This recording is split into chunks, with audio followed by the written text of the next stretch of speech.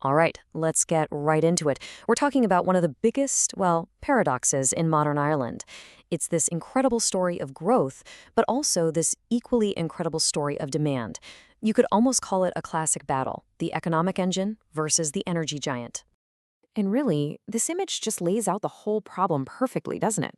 On one hand, you've got this incredible economic engine firing on all cylinders. We're talking billions in output, tons of jobs. But on the other hand, well, there's the energy footprint. It's already eating up a huge chunk of the national electricity. And get this, it's projected to grow to a staggering one-third. It's literally two sides of the very same coin. So here's how we're going to break this down. First, we'll dive into the sheer power of this economic engine. Then we'll look at the other side of the coin, the energy giant. After that, we'll ask who the builders and architects behind all this are. And finally, we'll tackle the big one. How do we balance the future? Okay, first up, the money, the jobs, the economic powerhouse. And you might be asking, why Ireland? Well, it turns out it's kind of the perfect storm of factors. You've got a cool climate, which is great for keeping servers from overheating. You have a really stable, business-friendly environment. And of course, being in the EU is a huge deal. Put all that together, and this sector has just exploded into a powerhouse for the Irish economy. And the numbers? They're frankly staggering. Just to give you a sense of scale, let's look at the investment. We're talking about 15.8 billion euros in yearly contributions just from one company.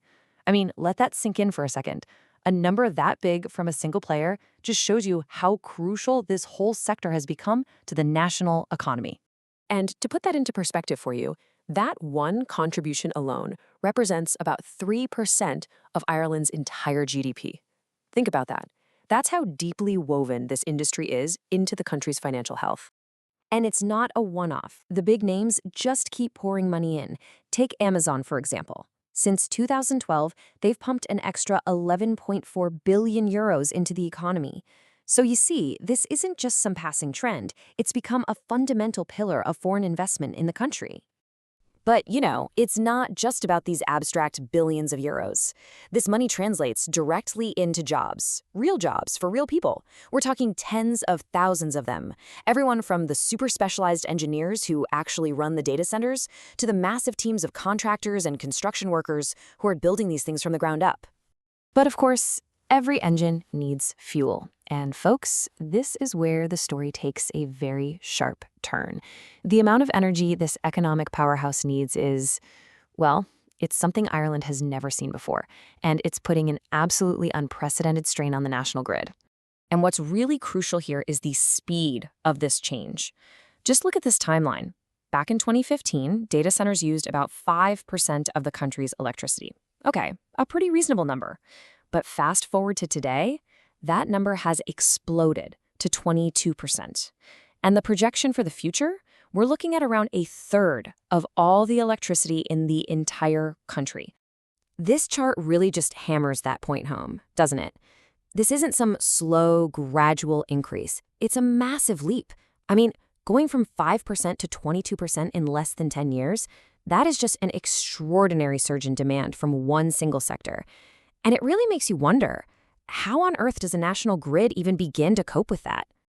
And here are the consequences laid out plain and simple. This isn't just some abstract infrastructure problem.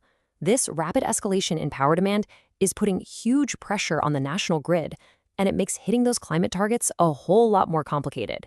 You just can't add this much demand to a system without creating some serious ripple effects. So here it is, side by side, the whole two-sided coin.